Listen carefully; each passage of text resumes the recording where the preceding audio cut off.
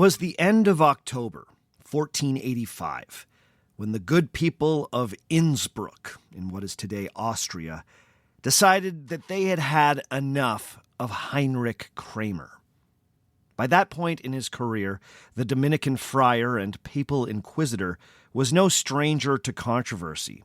Kramer had earned a reputation as a dogged defender of the faith who had made a name for himself persecuting heretics throughout Central Europe. By 1485, he was arguably the most experienced inquisitor in Germany. Pope Sixtus IV himself lauded Kramer for his, quote, zeal for religion, knowledge of letters, integrity of life, constancy of faith, and other praiseworthy virtues and merits, end quote. But despite this glowing commendation from the Pope, the Dominican was widely disliked. As historian Hans Brodel has pointed out, Kramer was, quote, one of those people adept at ingratiating themselves with their superiors while systematically alienating their subordinates and peers, end quote. In other words, he was an ambitious kiss-ass with a thorny personality. You know, like a real cool guy. Even before he had arrived in Innsbruck, Kramer's career had been dotted with scandals, beefs with other friars, and even brushes with the secular authorities. In 1474, he was nearly thrown in prison after he peppered a speech defending the Pope with a number of personal and slanderous remarks about the Holy Roman Emperor. The Master General of the Dominican Order had to personally intervene to keep Kramer from being locked up. Not even a year later, Kramer was once again at the heart of a dispute, this time between fellow Dominican friars. Kramer was accused by one of his Dominican brothers of stealing some money. He was exonerated, but apparently could not let the issue go. 4 years after the incident, the Dominican order was still trying to make peace between Kramer and his accusers, who Kramer kept on publicly disparaging. Then, in 1482, Kramer was once again in hot water for apparently embezzling money that had been collected from parishioners. Now, we don't know exactly how that issue was resolved, but clearly, once again, the Dominican managed to escape any formal punishment. Despite these scandals, Heinrich Kramer continued to rise, both within the Dominican order and the Papal Inquisition. His zeal and tenacious work ethic convinced his superiors that, despite his penchant for controversy, he was a man worth promoting. He was also a natural inquisitor. In 1478, he was appointed as the top inquisitor for all of Upper Germany, a position that he had renewed in 1482. It was in this role that he truly came to understand his life's calling, the detection and eradication of witchcraft. Kramer would later write that as the Inquisitor of Upper Germany, he had personally been responsible for the execution of more than 200 witches. But, as expert Hans Brodel has pointed out, there is no corroborating evidence that supports that outrageous number. Kramer was doubtlessly exaggerating, but he certainly did do some witch hunting. And depending on who you ask, Heinrich Kramer's most public failure as a witch finder may have inspired over 200 years' worth of panic-driven killings. When Heinrich Kramer arrived in Innsbruck in 1485, he was fresh off his first documented success as a witch hunter. The year previous, he had convinced the people of Ravensburg in southern Germany to denounce anyone who they believed might be a witch. Ultimately, 8 women from that city were burnt at the stake thanks to his efforts. But this type of witch hunting was new to the people of the region, and many found it shocking. Kramer soon found that authorities in other towns within his inquisitorial jurisdiction were less interested in helping him discover and convict witches. So he turned to the Pope for help. And Innocent VIII did not disappoint. To aid the tenacious Dominican, he issued a papal bull known as the Summus Desiderantis, sometimes called the Witch Bull. This edict from the Supreme Pontiff officially recognized the existence of witches and the authority of inquisitors to do whatever was necessary to get rid of them. Further, the bull made it clear that the inquisitor of Upper Germany was not to be hindered in any manner whatsoever by any authority, under pain of excommunication or worse. And yet, despite having this very powerful papal order at his back, Kramer still met his match in Innsbruck. Kramer came to the prosperous Tyrolean town convinced that it was a hotbed of witches. To prove this, he had the local bishop offer indulgences, that is, time off of a loved one's stay in purgatory, to anyone who could act as an informant against a witch. Yes, denunciations were incentivized with indulgences. But what Kramer did not count on was Helena Schuberin. Schuberin was the wife of a well-to-do burgher in the city, and she had a reputation for being formidable. She was fiercely independent, self-possessed, and outspoken. She was the kind of person who might just get denounced as a witch. So, perhaps determining that the best defense was a good offense, Helena Schuberin started publicly calling out Heinrich Kramer as a zealot with an unhealthy obsession with witchcraft. She told everyone she could that Kramer was turning the people of Innsbruck against one another. One day, while Kramer was walking the streets, she marched right up to him, spat on the ground, and said, quote, "Fie on you, you bad monk! May the falling evil take you!" End quote. Helena, might I say, that is pretty badass. Schuberin's campaign did not end there. She started actively discouraging all her friends and neighbors from attending Kramer's sermons. One day, she actually showed up to one of Kramer's incendiary sermons and loudly interrupted the Dominican, declaring to all present that Kramer's fixation with witchcraft amounted to heresy. If anyone was in league with the devil, it was him. As you might expect, Heinrich Kramer did not take kindly to these accusations. Helena Schuberin's hostility towards the Inquisition was clearly grounds for an investigation. And sure enough, Kramer soon discovered evidence that she kept the company of suspected heretics and was rumored to have caused a woman's illness using magic so that she might steal the woman's husband. Also, the January previous, a local knight who it was rumored that Helena Schuberin had wanted to have an affair with had suddenly died. The scorned Schuberin may have murdered him by way of poison or witchcraft. Or at least so went the accusations. Schuberin was arrested along with 13 other Innsbruck women accused of similar offenses. But when the trial got underway, it very quickly became clear that Heinrich Kramer had a very specific idea of what it meant to be a witch, and this conception was not shared by all of the presiding authorities. In his preamble to the charges against Schuberin, the inquisitor only alluded to sorcery indirectly. Instead, he had a very different focus, and that was the sexuality of the accused.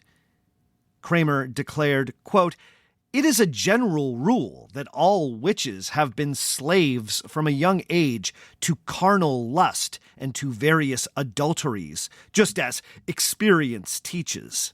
End quote. For Kramer, the strongest evidence that a woman was a witch was her sexual appetite. And so he set about a line of questioning that genuinely shocked the court. There were no questions about magic or potion making. All of Kramer's questions had to do with sex. He started in on a long investigation of Helena Schuberen's virginity before pivoting to a broader discussion of her sexual history. But soon, the court became uncomfortable. The local bishop, who was one of the presiding judges, eventually intervened, telling Kramer that this line of questioning seemed irrelevant and improper. Kramer attempted to redirect things, but once again, his questions seemed bizarre and offensive. So, the bishop halted the trial. When the court reconvened, the bishop's representatives had now allowed for the presence of a lawyer who acted as an advocate for the accused. Very quickly, this man raised questions about the trial's validity and pointed to a number of serious procedural errors. He made a motion to dismiss, which was approved by the bishop. The trial was ended, and Schuberen, along with the 13 other accused women, were set free.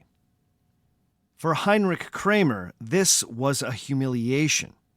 He had completely lost the faith of the once enthusiastic local authorities, which severely hindered his witch-hunting abilities going forward. But as Hans Brodel explains, Kramer, quote, spent the next several months hanging around Innsbruck, collecting evidence, harassing witnesses, even briefly seizing a suspected witch or two on his own initiative, all in all making himself an insufferable nuisance, end quote. The people in town were turning on him. In fact, the bishop soon started to worry that Kramer's safety was in jeopardy.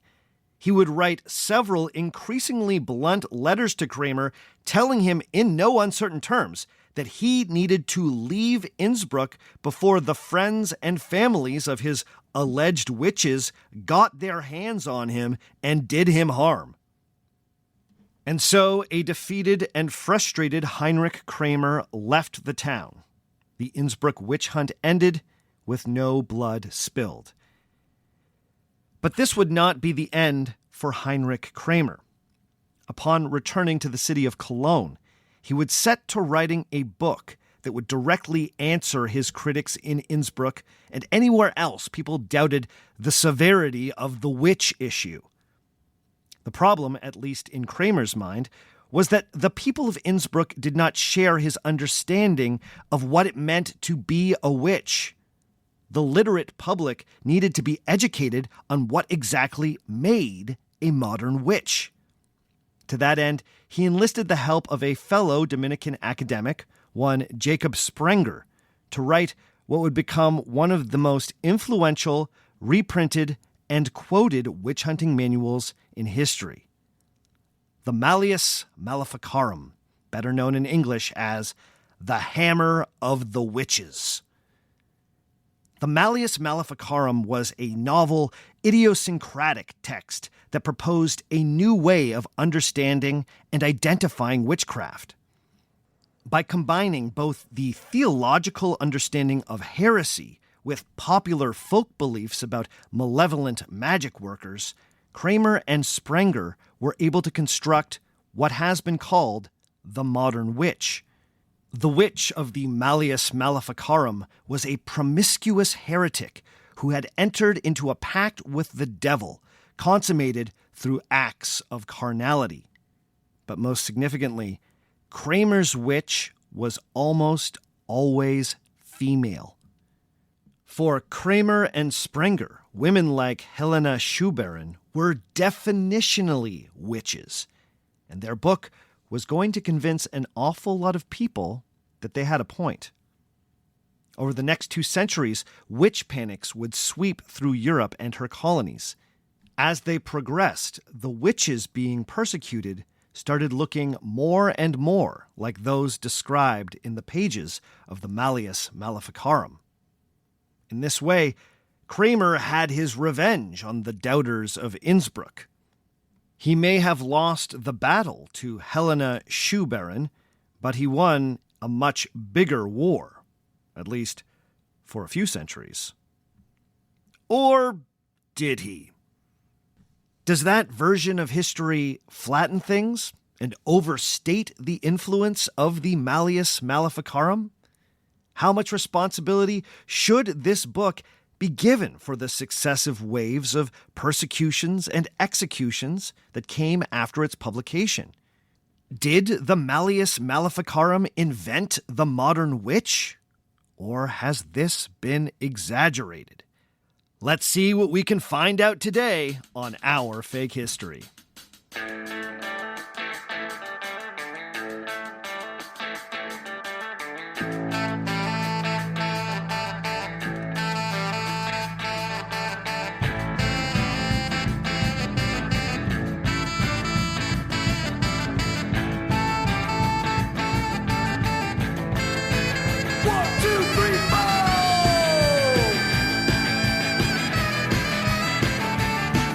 Episode number 237. What is the Hammer of the Witches? Hello and welcome to Our Fake History. My name is Sebastian Major, and this is the podcast where we explore historical myths and try to determine what's fact, what's fiction, and what is such a good story it simply must be told. Before we get going this week, I just want to remind everyone listening that an ad-free version of this podcast is available through Patreon. Just head to patreon.com/ourfakehistory and start supporting at $5 or more every month to get access to an ad-free feed and a ton of extra episodes. And speaking of extra episodes, I am still taking suggestions for the next patrons-only extra show. There have already been a bunch of great suggestions thrown into the chat thread on the Patreon page, but I want more. Don't be shy. Get in there. I will then be taking my 5 favorite suggestions, and I will be letting the patrons vote on which topic they want me to pursue. So if you want to get in on this, just head over to patreon.com/ourfakehistory and start supporting at any level. All patrons get to participate. Also, this is another friendly reminder that in 2026, we are going to Greece. I just read an article that the Parthenon is free from scaffolding for the first time in decades. So it seems like a good time to go check it out. On this trip, I will be hanging out with you, telling stories while exploring amazing historical sites, sailing the Aegean, and generally having a grand old time. We are still looking to fill some spots, so if you're on the fence, please don't wait. You can find out more about this trip by using the link that will be in the show notes, or if you go to ourfakehistory.com and follow the links to the itinerary. You can also go directly to johnshorestravel.com and look up the upcoming trips. If you book, don't forget to use the code OFH so they know that I sent you. All right. This week, we are returning to a topic that we've brushed up against before on this podcast. That's the historical phenomenon of witch hunting. As longtime listeners know, both witchcraft and witch hunting have been perennial interests of this show since the podcast started. 2 seasons ago, we did a very meaty 3-part series on the Salem witch trials, where I did my utmost to unpack all the historical myths associated with that very strange event. Now, you might be thinking, Sebastian, what else could you possibly have to say about witches? Well, when I was researching the recent episode on werewolves, I came across some interesting discussions of one of the most notorious witch hunting manuals ever written. The more I learned about this book, the more I realized that it's so strange, darkly influential, and surrounded by controversy that it deserved its own Our Fake History episode. I am speaking, of course, of the Malleus Maleficarum, or the Hammer of the Witches, first published in 1487. Back in that series on Salem, I did my best to trace the evolution of beliefs about witchcraft in Europe that led to the most outrageous witch hunts in the 16th, 17th, and 18th centuries. But in that discussion, I didn't really get a chance to reckon with the impact of this one surprisingly influential book. We've spoken before about the popular historical misconception that witch hunting was a quote-unquote Dark Age phenomenon. It's sometimes wrongly assumed that the early medieval period was, as a rule, more ignorant, superstitious, and violent than the quote-unquote Renaissance or the early modern period, when Europeans allegedly embraced reason, rationality, and science. Now, we have litigated that particular misconception a number of times on this show. In fact, it just came up again when we were discussing werewolves. While witch hunting certainly existed in those earlier periods, wide-scale witch panics in Europe and her colonies largely occurred in the early modern period, specifically the 1500s and the 1600s. The big question is why? Why did Europeans become so deeply concerned with the influence of harmful magic at that particular moment in history? Well, in the past, we looked at various historical factors, like the disruptions caused by the Protestant Reformation, the religious wars of the period, and environmental disruptions and famines brought about by climate change associated with the Little Ice Age. But one thing I may have overlooked was just how significant the publication of the Malleus Maleficarum was in popularizing a new understanding of what it meant to be a witch. It's been argued that this 1487 text was the first widely available book that described what the influential historian of witchcraft Sigrid Bronner calls the modern witch. The modern witch was noticeably different from the witches and sorcerers of earlier periods. In past eras, sorcerers were usually associated with pagan belief. Druids, Celtic holy people, and shamanic figures from cultures found around Europe and beyond were often described as quote-unquote witches and sorcerers in early medieval literature.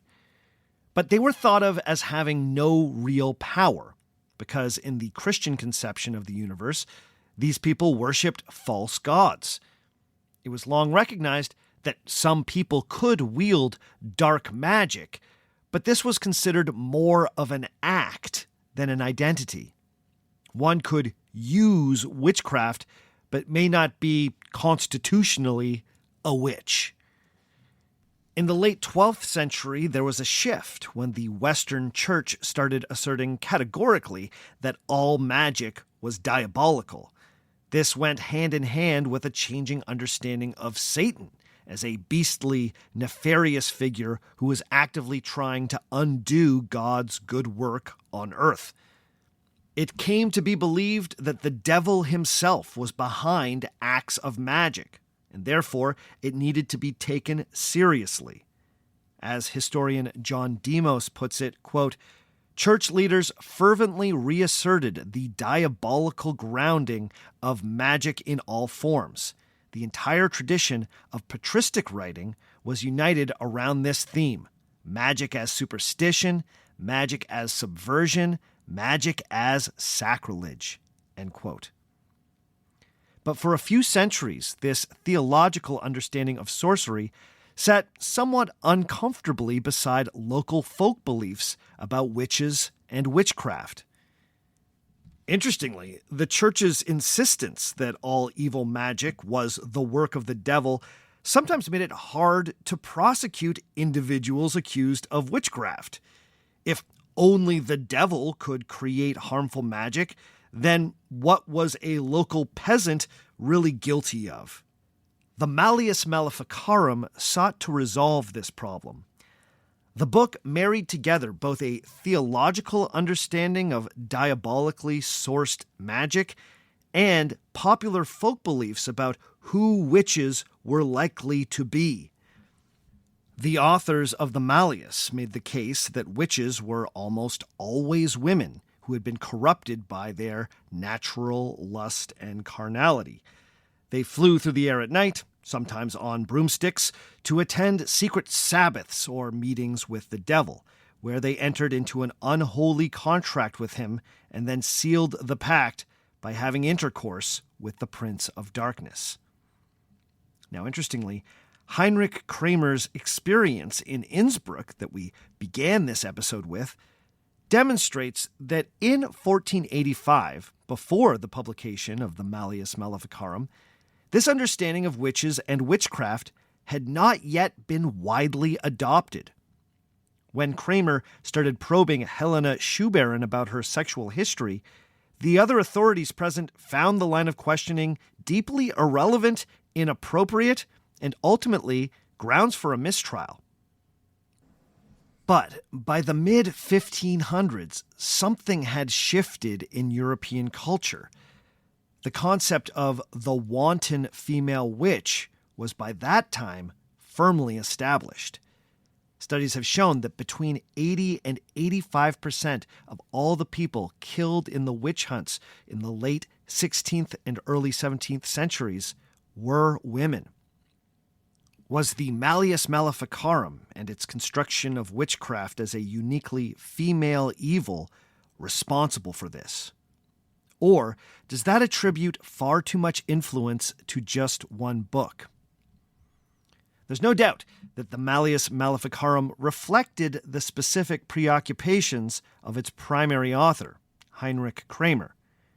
Could it be that one particularly sexist and sex-obsessed Dominican friar set Europe on a path that culminated in the executions of literally thousands of women?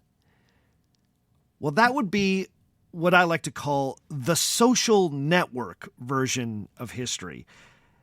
You folks know the movie The Social Network? The David Fincher film about the founding of Facebook? Jesse Eisenberg plays Mark Zuckerberg. I'm sure you know The Social Network. Anyway, in that movie, it's suggested that the precursor to Facebook was created in a moment of heartbroken revenge after Zuckerberg was dumped by a girl he was seeing. Then Facebook goes on to change the world, for good or ill. Now, Mark Zuckerberg has famously denied all of this, by the way. But in this analogy, Heinrich Kramer is like the fictional Mark Zuckerberg. After being publicly humiliated by Helena Schuberin, he takes his revenge by writing a book arguing that all women like her are witches and they are the single greatest threat to Christian society. That revenge-fueled act of creativity would end up changing the world. Now, that makes for a very compelling story. But we have to ask if we are using the real encounter between Heinrich Kramer and Helena Schuberin as the germ of a historical myth. Well, to answer that question, I want to dig a little deeper into the Malleus Maleficarum. What's actually in this cursed text? Then I want to see if we can come to a better understanding of the book's influence. How much did it contribute to the witch-hunting crazes of the 16th and 17th centuries? Let's see what we can find out.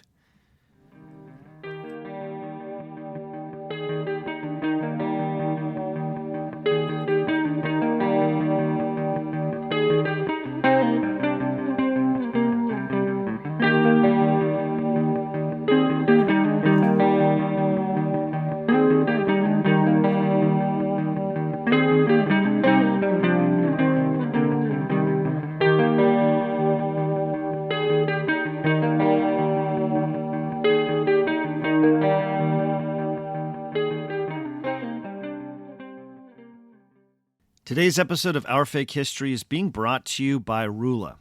Taking care of your mental health shouldn't be harder than taking care of your physical health. If you pull a muscle, go see a doctor. But when it comes to finding the right therapist, suddenly it's frustrating. You've got long wait lists, or you're staring down a huge out-of-pocket cost. That's what usually stops people from getting help. That's where Rula comes in. Rula makes therapy simple, affordable, and fast. They work with most major insurance plans, and the average session copay is just $15. $15. That's basically the cost of lunch, but instead of a sandwich, you're investing in your own headspace. Getting started couldn't be easier. You answer a few quick questions about what matters to you, and Rula connects you with in-network providers who actually fit your needs. You pick the time, and you could be talking to a therapist as soon as the next day. No weeks of waiting, no endless back and forth. Thousands of people have already used Rula to finally get the care they need.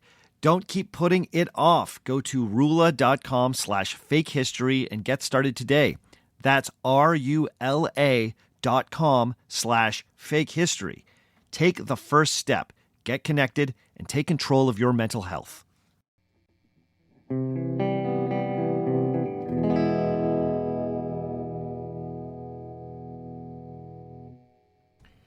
Historian of witchcraft Sigrid Brauner once wrote that, quote, "The publication of the Malleus Maleficarum marked a watershed in the history of the witch hunts. For the first time, a work on the heresy of witchcraft argued that most witches were women." End quote. This is a significant point. It's very true that the book helps demarcate a clear before and after period in the history of witchcraft. But we should also recognize that Heinrich Kramer and Jacob Sprenger did not invent the concept of a malevolent female magic worker. European folk belief contained a multitude of different monsters and magical creatures that were typically gendered as women. For instance, there were the Stygia, malevolent female spirits who could fly through the air and transform themselves into animals. These creatures rendered men impotent, poisoned children, and sometimes fed on their blood. Eventually, many of the attributes of the Stygia would be associated with the modern witch. But this traditional creature was not human. She was a ghostly apparition. There was also the Hexe. Now, Hexe is the modern German word for witch. But in pagan Germanic culture, this word was connected to the female spirits that straddled the fence separating the living from the dead. Like the Stygia, the term was also sometimes used to denote night-flying, cannibalistic monsters. But as Sigrid Brauner has pointed out, these night flyers were not always thought of negatively. It was believed that human men and women sometimes joined these spirits in rituals that involved caring for the dead. But these female spirits were not witches, and in some regions, they weren't even considered particularly evil. For much of European history, practicing harmful magic, or malefici, as it was known in Latin, was not considered something to which women were particularly drawn. Literally anyone could dabble in black magic, and as such it was treated more like a secular crime, like assault, than a heresy. In medieval tradition, evil magic workers were more likely to be male than female. Male scholars were thought to be the people most likely to make pacts with the devil in order to perform harmful magic. These were wizard-like figures, bookworms who learned how to contact demons by way of dusty old tomes.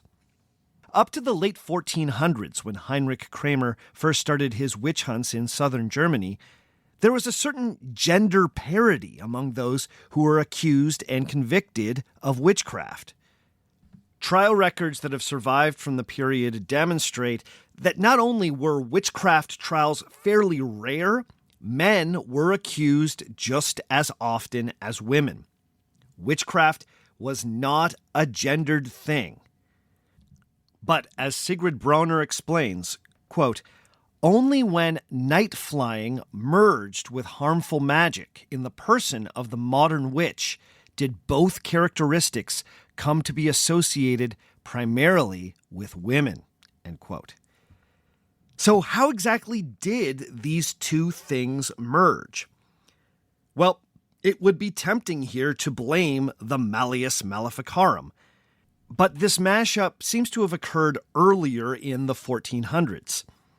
You see, for centuries, witchcraft and sorcery were certainly considered sinful and wrong, but they were less of a concern to the Western Church when compared to heresy. Now, you've probably heard the term heresy before, but what exactly is it? Well, the 12th century English bishop Robert Grosseteste famously defined heresy as, quote, an opinion chosen by human perception, created by human reason, founded on the scriptures, contrary to the teachings of the church, publicly avowed and obstinately defended, end quote. Man, they really knew how to use their commas back in the day. Simply put, a heretic was someone who had interpreted the Christian religion in a way that was contrary to the teachings of the mainstream church and was obstinate in this belief even when educated on the mainstream position. Now, why was this such a big deal? Well, heresy led to breakaway religious sects and factionalism, which it was argued not only led souls towards damnation, but also undermined public order and caused conflict in society by undermining the authority of the church. So it was that in the 12th century, the church started organizing inquisitions, specifically to root out heretical groups. The earliest stories we get about secret nocturnal meetings and pacts with the devil all had to do with heretics and not necessarily witches or sorcerers. One of these early heretical groups that deeply concerned the mainstream Western church were known as Waldensians. Now, we don't really need to get into the weeds about what the Waldensians actually believed. All you need to know is that this group, which originated in southern France and Italy around the 12th century, were eventually pushed into hiding. In the early 1400s, papal inquisitors launched a campaign against the Waldensians in Switzerland and the French Alps, where it was rumored that many were hiding out. Again, I'll turn to Sigrid Bronner for a description of what went down. Quote, papal inquisitors searching for Waldensian heretics believed to be hiding in the mountains instead found peasants rooted in pre-Christian folk beliefs. Under torture, they not only confessed to devil's pacts and secret meetings routinely ascribed by the church to heretics, but in their fear added lurid tales of night-flying spirits and folk magic that shocked and appalled their interrogators. End quote. According to Bronner, this campaign in the Alps led to the belief that there was a new, dangerous sect of heretics, sometimes called the Gazari or the Vaudois. Based on the peasant confessions, these people were thought to be both heretics and sorcerers. And this seems to have been the birth of the modern witch. In the past, witches' crimes usually had to do with property damage. We're talking the harming of livestock or the destruction of a barn roof. But now, witchcraft was associated with the society-threatening crime of heresy. These heretics were conflated with what Hans Brodel has called, quote, the blood-sucking, night-flying hags that provide an archetype in legend and folklore for the witch in her most monstrous form, end quote. So, the hunt for the Waldensians had by the mid-1400s created a belief that there was a secret sect of magic workers in league with the devil aiming to hurt Christian society. This sect was vaguely feminine in character, as it was associated with those earlier female-gendered folk monsters.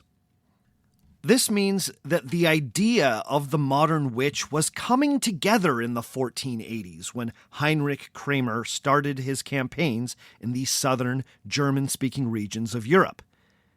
But as his experience in Innsbruck clearly demonstrated, the idea that witches were most likely women had not yet become dominant in culture.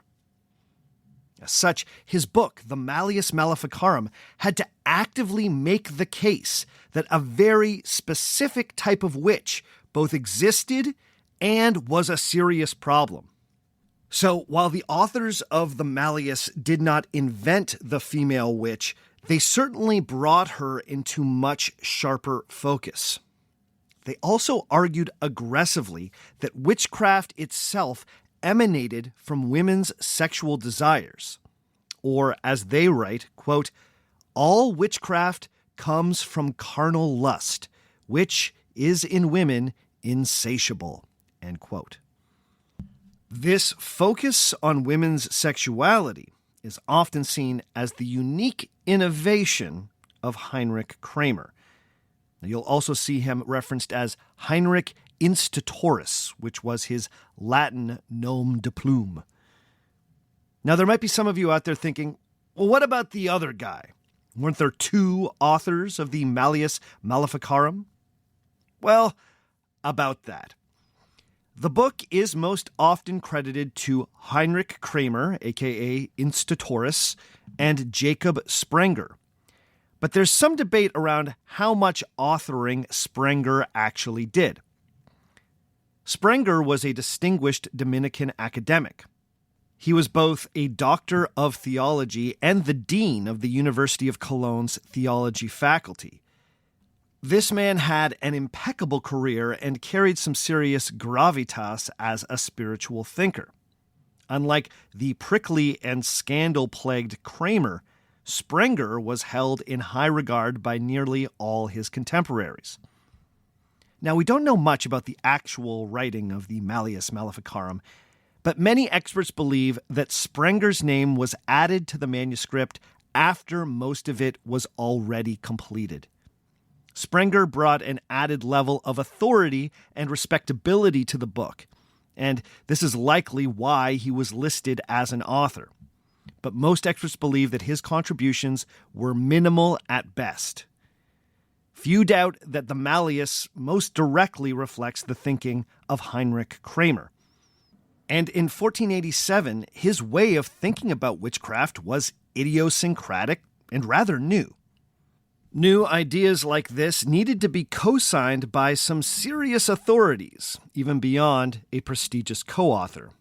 As such, early prints of the Malleus contained letters of support from Cologne's theology faculty, the papal bull that had first given Kramer the authority to start hunting witches, and a letter from the Holy Roman Emperor, making it clear that the authors of the work were under his personal protection. According to expert Hans Brodel, quote, "That such a show of authority was needed demonstrates just how novel the Malleus actually was," end quote. Okay, so what were some of these new and potentially controversial ideas? Well, first and foremost, the Malleus was a refutation of any and all critics who did not believe that witchcraft was a serious issue. The 15th century had seen a steady rise in witchcraft accusations and trials. But at the time that the Malleus was written, witches were not perceived to be a particularly grave threat to society as a whole. So the authors begin by making a theological argument that witches are real and are not, quote, imaginary, the result of some occult but natural process, the deluding phantasms of the devil, or simply the fancies of overwrought human minds, end quote. In other words, witches aren't just pretending to do magic, they are really doing magic. Further, they insist that, contrary to some dissenting opinions, the existence of witches is an essential tenet of Catholic teaching. To do this, they engage with what was then contemporary demonology. At the time, it was accepted that the devil was real and had the power to do incredible things. But, of course, this power only came through the permission of God. And this is one of those classic theological conundrums, the so-called problem of evil, which we could spend hours unpacking. Why is it in a supposedly moral universe that bad things happen to good people? But for now, let's allow that in the 1400s, it was accepted that God, in his infinite wisdom, allowed the devil to do evil in the world as part of his unknowable plan. But, nevertheless, it was up to good Christians to resist this diabolical evil. So, if God allowed the devil to produce harmful magic in the world, then it follows that witches who had entered a contract with the devil could also produce real harmful magic. From there, the authors cite scripture, the writings of various church fathers, canon and civil law that all condemn witchcraft in no uncertain terms. Their point? Witchcraft has to be real because it has been so consistently condemned. This is one big piece of what made the Malleus Maleficarum such a novel text. This was one of the first widely distributed books that made a clear, if controversial, theological case for the existence of witches.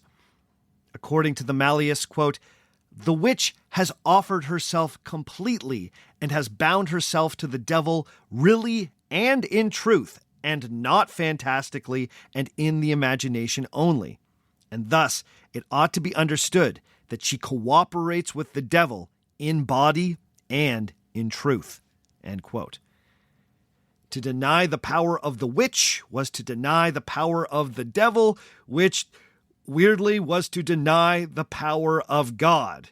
And that was contrary to the teaching of the church. Then the authors of the Malleus go a step further and argue that witches are causing problems all of the time. In fact, things that might appear to be natural disasters are more likely to have been the work of witches. Hans Brodel sums up this argument writing, quote, "The author's point, which they return to several times, is that the mere possibility of a natural explanation for misfortune does not mean that all misfortunes are natural. Quite the contrary. Where there are witches, there will be witchcraft. And so only in the absence of possible malefactors should natural agencies be considered as possible causes for harm." End quote. This was yet another radical proposal. If something bad happens in a community, livestock dies, a sickness sweeps through, a roof collapses, one should suspect witches first. Only once witchcraft has been properly ruled out, then and only then should you start looking for another explanation. That was a new idea that came from the Malleus.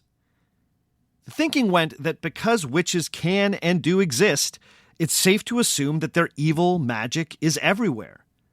In this way, the authors were able to paint a picture of European society that was under siege by witches.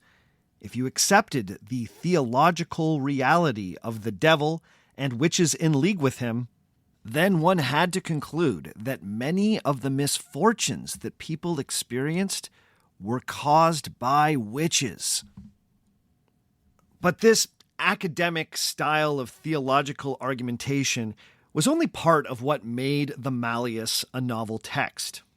As expert Michael Bailey has pointed out, quote, "More than any other contemporary treatise on witchcraft, the Malleus effectively fused theological concerns about demonic magic with popular conceptions of harmful magic, widely held in European society." End quote. As I mentioned earlier, the idea that women were more likely to be witches flowed from old folk beliefs about harmful female spirits. In the Malleus, those old prejudices were given a new academic polish. In a section titled, "Why Are Women Chiefly Addicted to Harmful Superstitions?" the authors do their utmost to argue that anecdotal evidence that women tend to be more witchy than men is no accident. They argue that women are naturally predisposed towards witchcraft. And this is where the Malleus Maleficarum becomes a particularly nasty and unambiguously misogynistic text. The key to all of this is sex. I think it's safe to say that Heinrich Kramer, a celibate Dominican friar, was deeply interested in sex. A purely academic interest, of course. As Sigrid Bronner explains, quote, according to Kramer and Sprenger, sexuality is the key to witchcraft, and God has given the devil power over sexuality, the lowest and least divine of human qualities. For his part, the devil employs witchcraft as a way of showing his contempt for God by seducing the least worthy of his subjects, women, especially impoverished women. End quote. To make this point, the authors cite an array of authorities, ranging from ancient poets to Aristotle to St. Thomas Aquinas, who all attest to the fact that women are by nature greedy, unintelligent, and governed by passions. But what is especially remarkable about the Malleus is how the authors present nearly all women as potential witches. I say nearly all because they carve out some caveats for the Virgin Mary and other virginal saints. But otherwise, they argue that, quote, because women are feebler in mind and body, it is not surprising that they should come more under the spell of witchcraft, end quote. The supposed natural sinfulness of women is traced right back to the book of Genesis and the Garden of Eden. Again, I'll quote from Sigrid Bronner, who explains that, quote, a woman is a curse worse than the devil, Kramer and Sprenger argue, because the devil only tempted Eve, whereas Eve seduced Adam and therefore bears full responsibility for the fall, end quote. In this conception, women had been doing the devil's work since the Garden of Eden, and according to the Malleus Maleficarum, they have not stopped since. According to Kramer and Sprenger, young women are easily recruited to be potential witches because, quote, young maidens are more given to ambition and the pleasures of the flesh, end quote. These allegedly insatiable young women need only to be introduced to some hot demon, and without much trouble, they become witches. But what about older married women? Surely they have more resistance to this kind of seduction? Not so, argue the authors of the Malleus. Older women who are, quote, little given to carnal vice, but who covet more earthly possessions, end quote, can be easily lured into a pact with the devil if, say, the milk from their cow goes dry. These women will then seek out a remedy from some local witch, and before long, they will be in bed with Satan. But the most vulnerable of all are single, middle-aged women, jealous of those who are partnered up in good Christian marriages. Here, the authors turn to anecdotal evidence, writing, quote, just as women of this kind are innumerable, alas, experience teaches, so the witches who arise from them are unnumbered, end quote. These unmarried women are unable to control their lustful desires and start by seeking out love charms and end up getting the devil's kiss. The authors go on, quote, the most powerful cause of the increase of witches is the woeful rivalry between married folk and unmarried women and men, end quote. And just in case you missed the point that women were the main reason for the epidemic of harmful magic sweeping through Europe, they put a very fine point on it, writing, quote, therefore it is no wonder if the world now suffers through the malice of women, end quote. All of this helps reinforce the idea that witchcraft is a serious threat, because wherever there are women, especially single women, there will be witches. But what about the male practitioners of witchcraft? What does the Malleus Maleficarum have to say about them? Well, another part of the Malleus that was so unique was the argument that men were not constitutionally witches. This was another new idea that was quite different from earlier understandings of harmful magic. The authors agree that there are certain men who become addicted to witchcraft, but in those cases, this witchcraft addiction is presented as somewhat understandable, because these men are usually doing things that are acceptably manly with their evil magic, like bewitching weapons of war.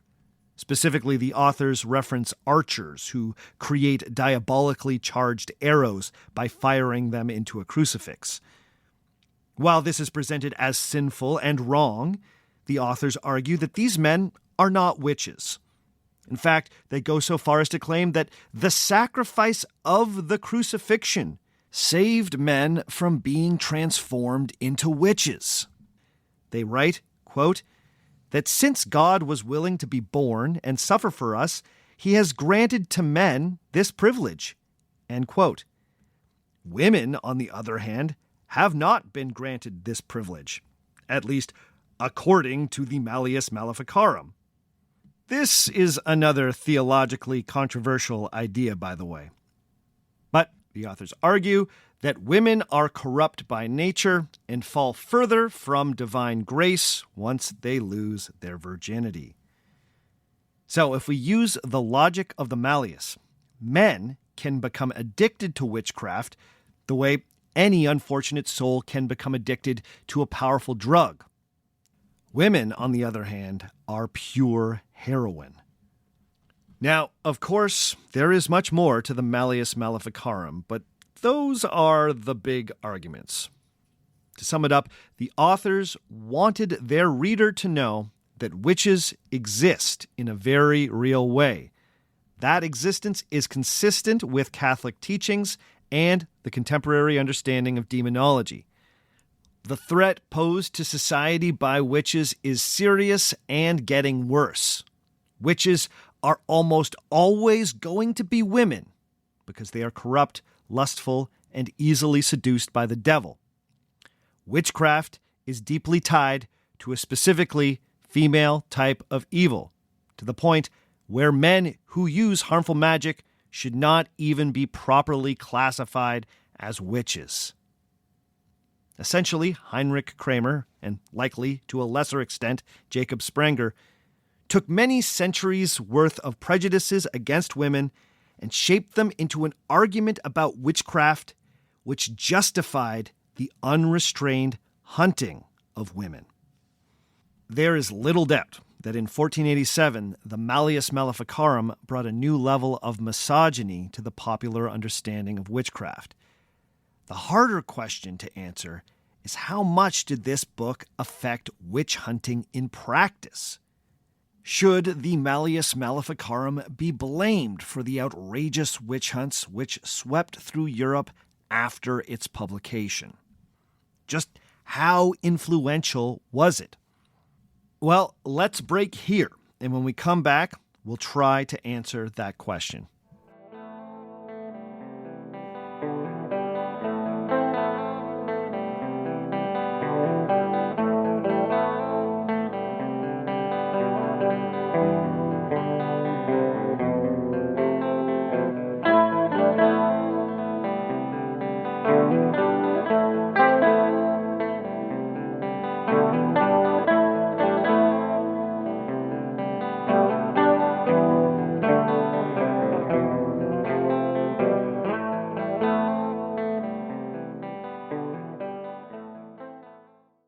Today's episode of Our Fake History is being brought to you by Rosetta Stone. As the seasons change, it's the perfect time to learn something new. Whether you're getting back into a routine or looking for a new challenge before the year ends, Rosetta Stone makes it easy to turn a few minutes a day into real language progress. I've been using Rosetta Stone to help improve my French, and I've been surprised by just how quickly I've been picking things up. It has really helped. With 30 years of experience, millions of users, and 25 languages to choose from, Rosetta Stone is the go-to tool for real language growth. With Rosetta Stone, you can learn anytime, anywhere. It fits your lifestyle with flexible, on-the-go learning. You can access your lessons from your desktop or mobile app, whether you have 5 minutes or an hour. Don't wait. Unlock your language learning potential now. Our Fake History listeners can grab Rosetta Stone's lifetime membership for 50% off. That's unlimited access to 25 language courses for life. Visit rosettastone.com/history to get started and claim your 50% off today. Don't miss out. Go to rosettastone.com/history and start learning today. So, about a year ago, I decided that I was going to try and get a bit healthier. I started being a bit more conscious about my diet. I started exercising more. And you know what? It started to work. I'm feeling pretty good these days. In my quest to get more vitamins and minerals into my diet, I gave AG1 a try. And I have to say, I enjoy it. AG1 has 5 probiotic strains and more than 75 vitamins and minerals in each serving. And what I appreciate about AG1 is they actually seem to test their product. In an industry where not everyone invests heavily in research, they go to great lengths to continually invest in rigorous, peer-reviewed clinical trials. I also appreciate that AG1 actually tastes good. They got a bunch of new delicious flavors, including tropical, berry, and citrus, in addition to the original. So if you want to try it, head to drinkag1.com/fake and get a free welcome kit, including a bottle of vitamin D and free AG1 travel packs when you first subscribe. That's drinkag1.com/fake.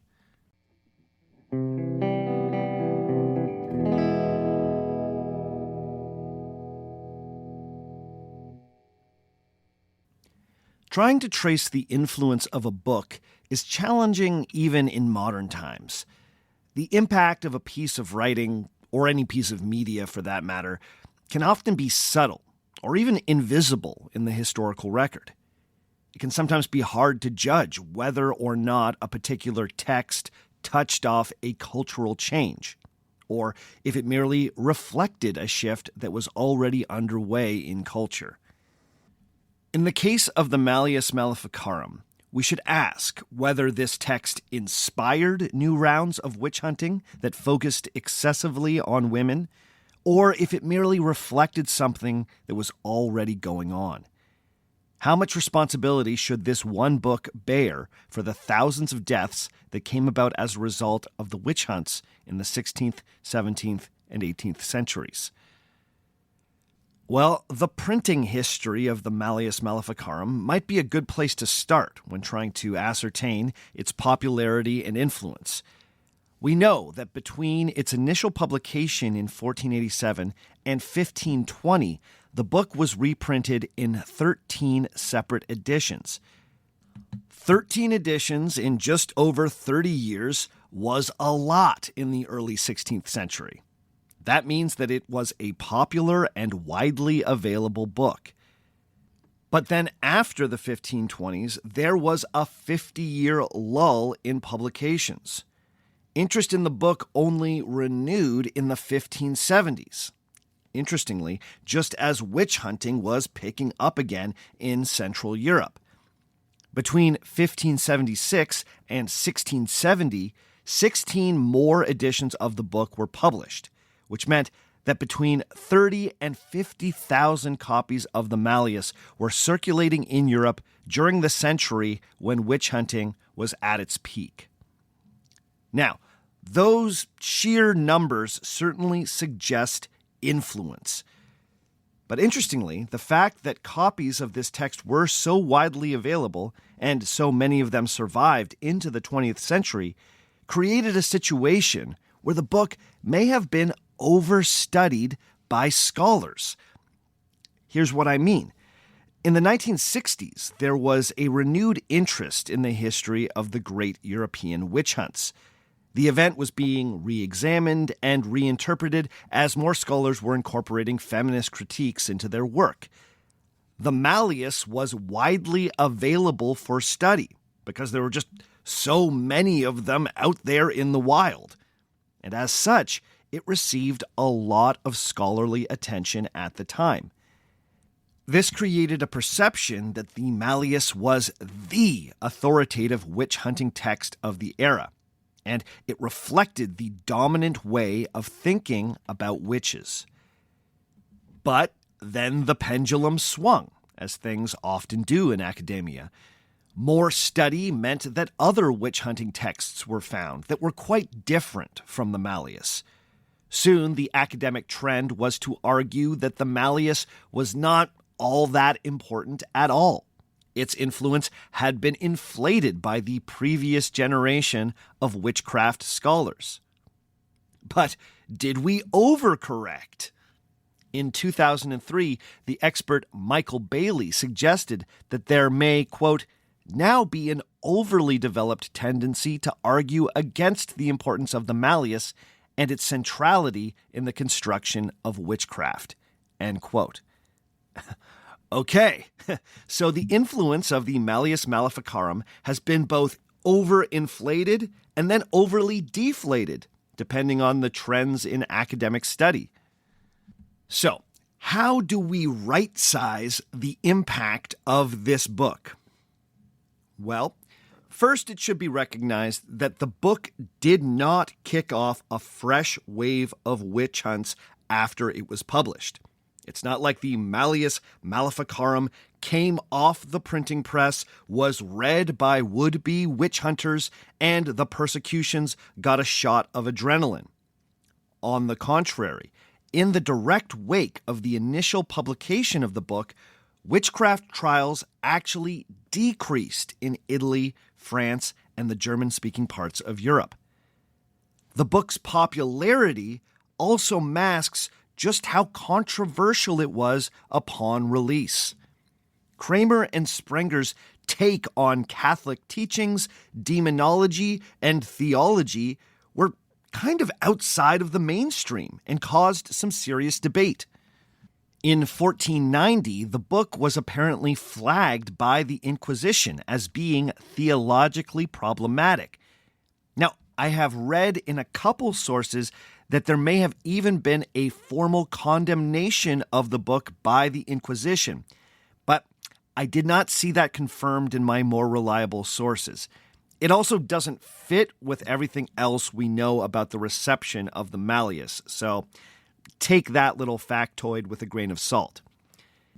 But it does seem clear that the Malleus Maleficarum was considered far from authoritative at the time of its publication. Inquisitors around Europe were being told to handle the book with care. As experts Karen Jolly and Peter Edwards have pointed out, quote, in 1538, the Spanish Inquisition cautioned its members not to believe everything the Malleus said, even when it presented apparently firm evidence. Long before then, however, the Malleus was the subject of considerable debate among both clerics and lay thinkers. End quote. The debate around the Malleus often reflected differences between different monastic orders. In 1505, the Franciscan monk Samuel de Cassini wrote an in-depth critique of the Malleus Maleficarum, only for it to be answered by one of Kramer's fellow Dominicans 2 years later. All of this is to say that the Malleus was just as controversial as it was popular, and as such, its influence was not total. Many of the book's theological arguments were never fully accepted. It also seems like very few people fully embraced the idea that male witches were only quote-unquote witchcraft addicts and not witches proper. However, the ideas in the Malleus about female witches and witchcraft as a uniquely feminine type of evil proved to be very sticky. As expert Hans Brodel has pointed out, quote, within 50 years of the text's publication, the learned definition of witchcraft had stabilized, and a category of witchcraft that closely resembled that in the Malleus was widely accepted, end quote. The big idea that witches were most likely going to be women had taken root. The fact that around 85% of all people executed as witches in the next century were women attests to this fact. It seems like the real influence of the Malleus Maleficarum came during its revival in the late 16th century. By that point, the debate around the book seems to have quieted, and it was simply accepted as a type of classic in the witch-hunting genre. Again, I'll quote Brodel, who explains that, quote, the simple presence of a comprehensive, authoritative guidebook created a certain uniformity of discourse in subsequent witchcraft debate, end quote. His point is that even if you did not agree with the Malleus Maleficarum, by the late 1500s, it was setting the parameters of the conversation when it came to witchcraft. So, what is the reasonable conclusion here? Expert William Monter may have summed it up the best when he wrote, quote, in its own day, the Malleus Maleficarum was never accorded the unquestioned authority that modern scholars have sometimes given it. Theologians and jurists respected it as one among many informative books. Its particular savage misogyny and its obsession with impotence were never fully accepted, end quote. It's wild to know that the anti-female sentiment present in the Malleus was considered extreme even by 16th century standards. While William Monter may be right that Kramer's particularly virulent brand of misogyny never became the norm, there's no denying that in the late 1500s and 1600s, witch hunting became increasingly focused on women. The Malleus certainly helped move the needle in that direction. But, as many experts have explained, there were a host of other historical factors that played into this phenomenon. There's one school of thought that argues that women were generally better off in Europe during the late Middle Ages, the 12th through 14th centuries, than they were in the early modern period, the 15th through 18th centuries. In the early modern period, the social and economic position of women in Europe deteriorated as they were pushed out of trades that they had previously dominated. In the late medieval period, women often took a leading role in what we call cottage industry. That is, small-scale business and manufacturing that happened out of the home. Most clothes, baked goods, beer, and hundreds of other products were usually produced on a small scale in someone's house. And often it was women who ran these businesses. But as cottage industry was replaced by early capitalism and large proto-industrial workshops in the early modern period, women were pushed out of this work. The big workshops were owned and operated by men, and women were either not allowed to work there or were relegated to more marginal roles as wage laborers. By the 17th century, women were barred from many of the trade guilds where they had once been welcome. If you weren't part of a guild, then you could not legally engage in a trade. A good example for this is the brewing industry. Up until the 16th century, most beer in Europe that was not brewed in monasteries was often brewed by women in their homes. In England, these women were commonly known as alewives. And if you're looking for a name for your English folk punk band, might I suggest the Alewives. But by the mid-16th century, brewing was largely taken over by the first large breweries, which were exclusively owned and operated by men. The work of the alewives became criminalized as various countries passed laws that made it so only these large breweries were allowed to sell beer. Women who continued to sell beer were slandered as loose, licentious women whose intoxicating brew encouraged sin. The black market alewife, with her cauldron of brew, became deeply associated with the modern witch. But even if we look beyond the world of brewing, this larger process of excluding women from trades, sometimes called the putting out process, created a new level of economic instability for women. Many single women were now forced to either work as wage laborers to make rent, or were simply reduced to new levels of poverty. You might remember that the Malleus Maleficarum was especially worried about single women.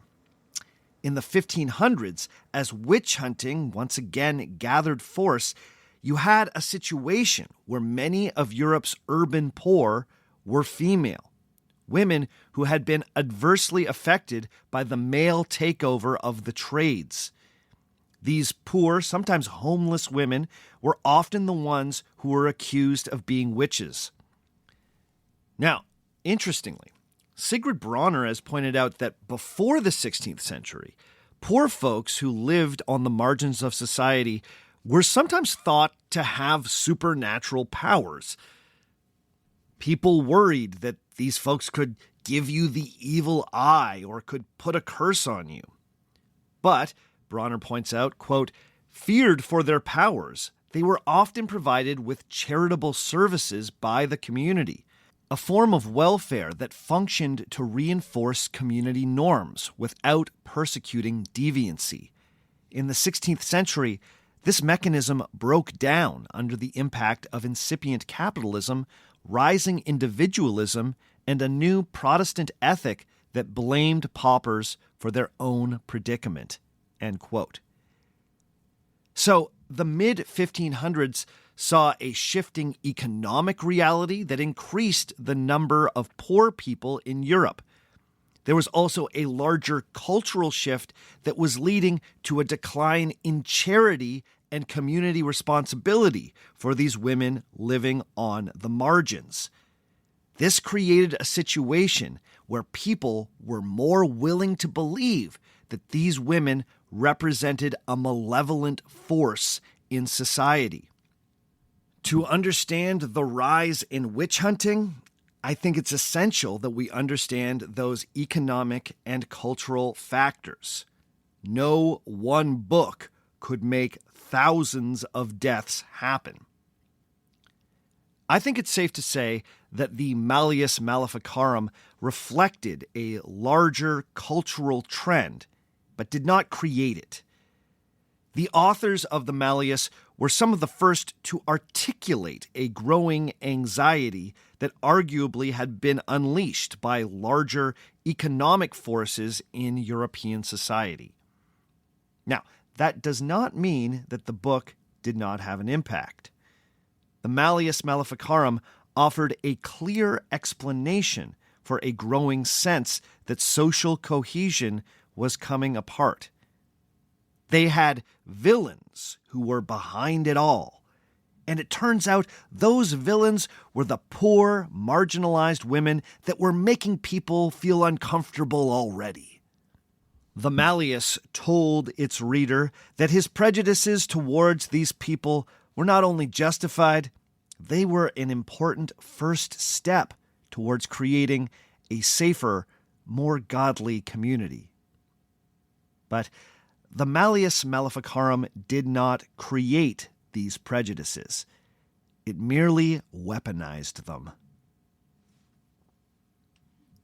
Okay, that's all for this week. Join us again in just 1 week's time when I will be answering questions about werewolves, the Malleus Maleficarum, or anything else you would like to talk to me about.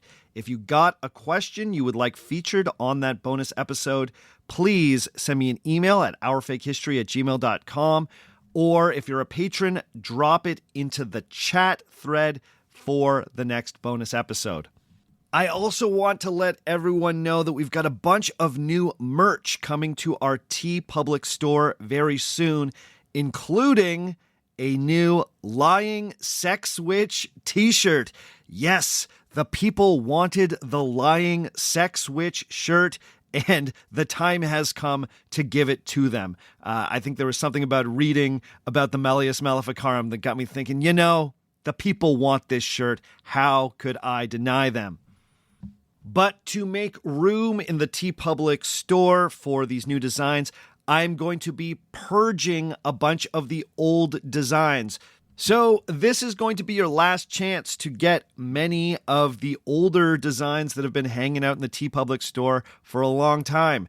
The fan favorites will certainly remain, but some of the less popular designs may be going. So go to ourfakehistory.com, follow the link to the TeePublic store to see all the stuff that we've got there. Get those old designs before they're gone. I will also have the link that will take you directly to the TeePublic store in the show notes. Before we go today, I need to give some very special shout-outs. Big ups to Michelle Desnoyer, to Megan O'Donnell, to James Poley, to Cody Lee Jones, to Jacob Grodek, to Justin Lee, to Jeff Hall, to Liam Bonner, to Jonathan Poneman. Hey, are you the founder of Sub Pop, Jonathan Poneman? If you are, reach out. I've got some questions. To Billy J. Unkoff, to Arlen, to Annette S., to Lisa Gervasi, to Keehan Hero, to Jennifer Schuster, to Shay Henry, to Patter21, to Dylan Van, and to Dizzy Spell. I like that Dizzy Spell. All of these folks have decided to pledge $5 or more every month on Patreon. So you know what that means. They are beautiful human beings. I could not do this without the patrons. You folks make this podcast possible. I love you. I love you. If you've got ideas for the next patrons-only extra episode, don't forget to drop them in the chat. Anyone else, if you want to become a patron, go to patreon.com/ourfakehistory. In the meantime, if you want to get in touch with me, send me an email at ourfakehistory@gmail.com. Hit me up on Facebook, facebook.com/ourfakehistory. Find me on Instagram at ourfakehistory. Find me on TikTok at ourfakehistory. Man, the TikToks are kind of blowing up these days, so go check out what I'm doing over there on TikTok. I'm also on YouTube. Just search for Our Fake History on YouTube. I'm on Blue Sky at Our Fake History. I'm all over the internet. Just search for Our Fake History. You will find me. As always, the theme music for the show comes to us from Dirty Church. Check out more from Dirty Church at dirtychurch.bandcamp.com. All the other music you heard on the show today was written and recorded by me. My name is Sebastian Major, and remember, just because it didn't happen doesn't mean it isn't real.